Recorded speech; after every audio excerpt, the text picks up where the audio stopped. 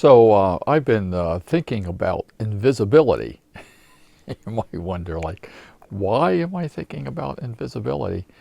Well, I think I was very lucky that earlier in my life I had a couple of shamanic teachers who both talked about invisibility and taught me something really important about the subject.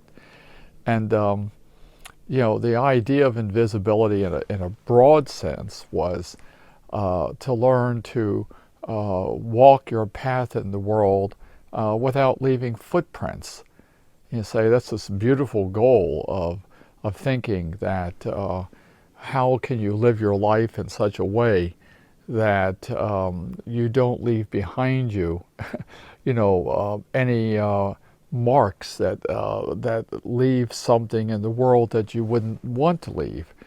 For instance, a part of this is learning to do no harm, learning to do no harm, so that in every aspect of your life, you're never doing harm that is behind you.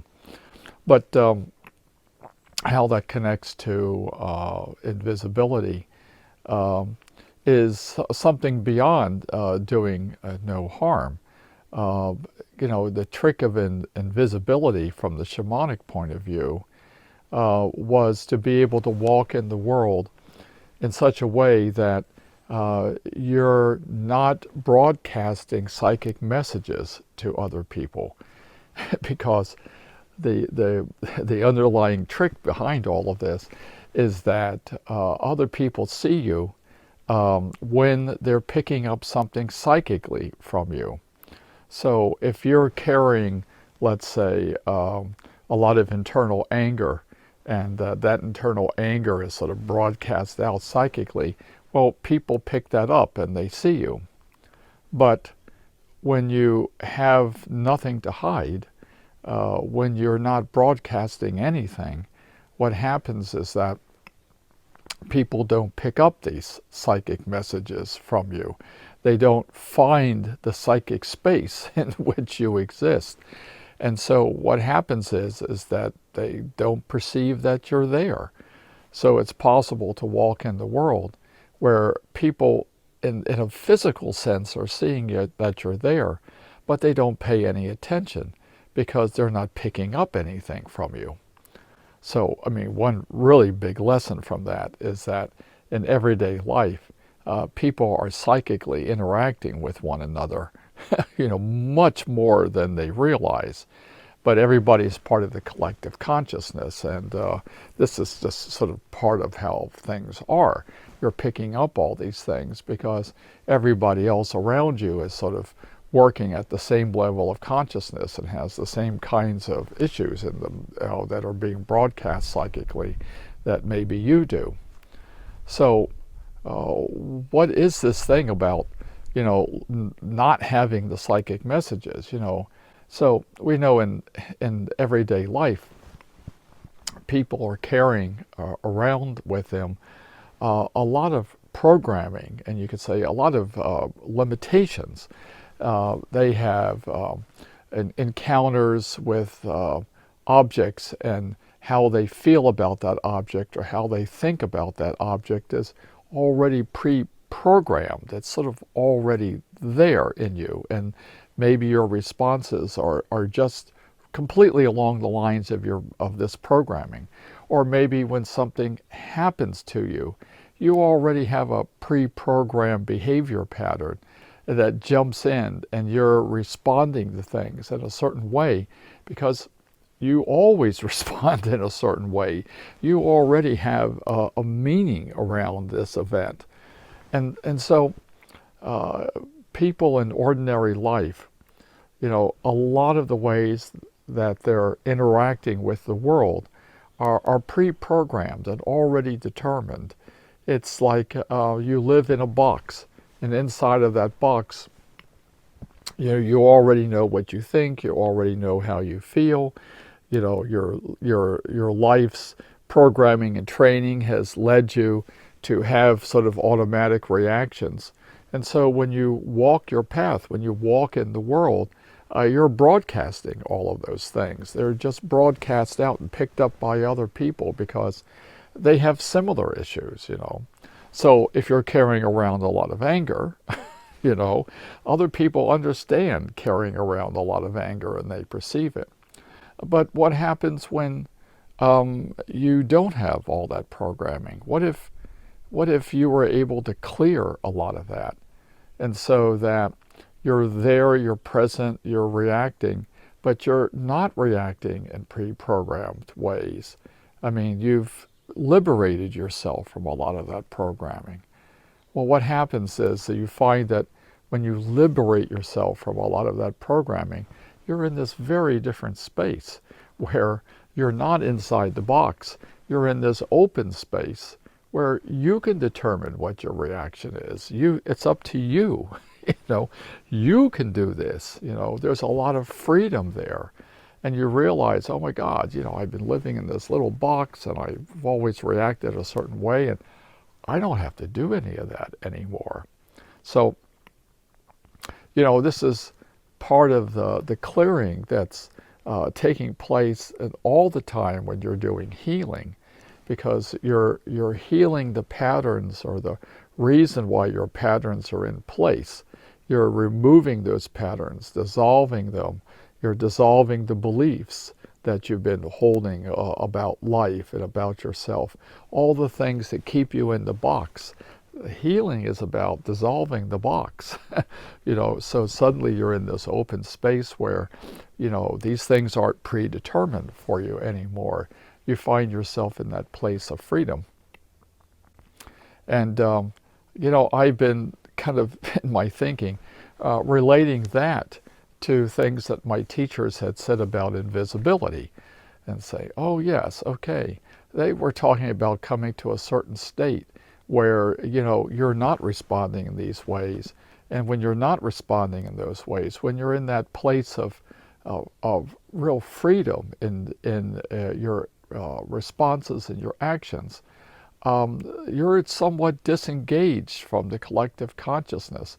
You become somewhat disengaged from the psychic perceptions that people have in everyday life. You know, and for me, you know, I don't think I'm really aspiring to be invisible. I don't need to be invisible, but coming to that place of freedom has a lot of similarities to invisibility.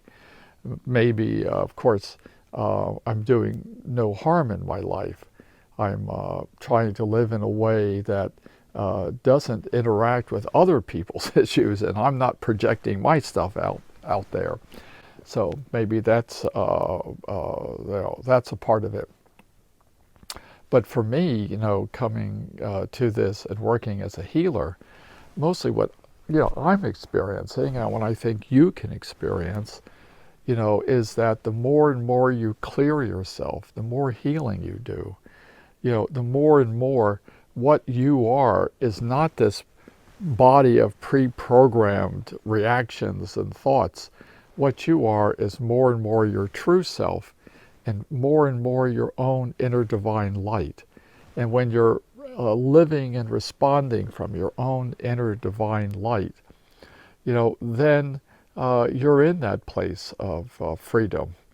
And then people, you know, can decide, you know, how they're going to perceive and understand you as in that pure divine light, because you don't have the patterns and reactions and all the obsessions, you know, that other people in everyday life do, the ones who are well connected with the collective consciousness. When you start stepping out of the collective consciousness and you're on your own divine light, you know, people have a variety of reactions, and the truth is, a lot of times people won't see you. They won't see who you are. They won't see, you know, the space that you're in, because they don't know this place of this greater freedom, this light that's coming forth from you. So, you know, I think for me, and what I really recommend for everyone, is to work with the spheres of Antares. Because for me, I think that by using the spheres of Antares, day after day after day, what's happened is that so much of that pre-programming has gotten dissolved, and it's changed my light, my energy body in so many ways. So I highly recommend using the Antares sphere of oneness for holding your space, using the Antares sphere of purity to purify your own energy, to purify it down to your divine light, using the Antares sphere of balance to remove the imbalances in your life, which are part of this programming. Imbalances create this kind of programming and obsessive behavior, so you remove those imbalances. Using the Antares sphere of clarity to give perspective on your life. So, instead of reacting to things in the 3D world like, oh my God, they're so important, you say, oh yeah, step back.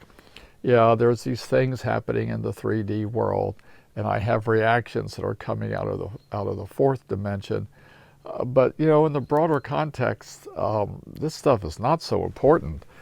Maybe you even find that you can laugh at yourself a little bit for thinking that something that happened was so important and so upsetting, and you look back at it and say, oh, what was I thinking? So.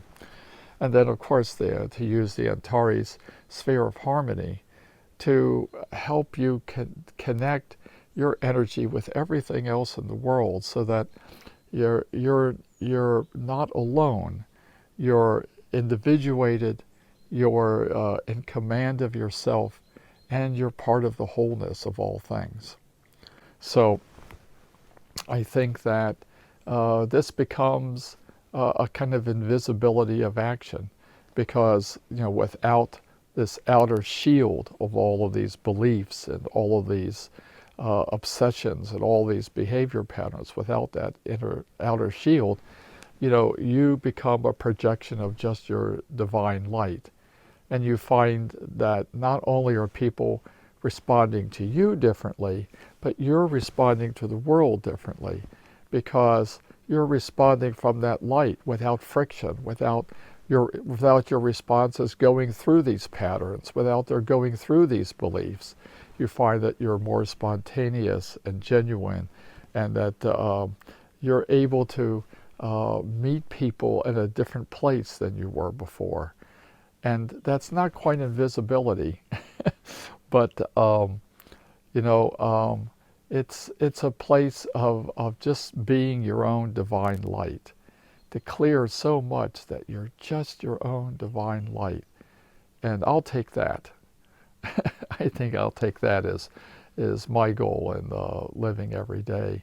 And I offer it as a goal for you to keep working on your clearing, and keep working on your healing, to come to that point of just being your own divine light.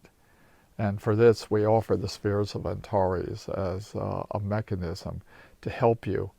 If you use them day after day after day, you transform and change yourself. Okay, so that was how I've been thinking about invisibility, and I hope this is some thoughts that are useful to you.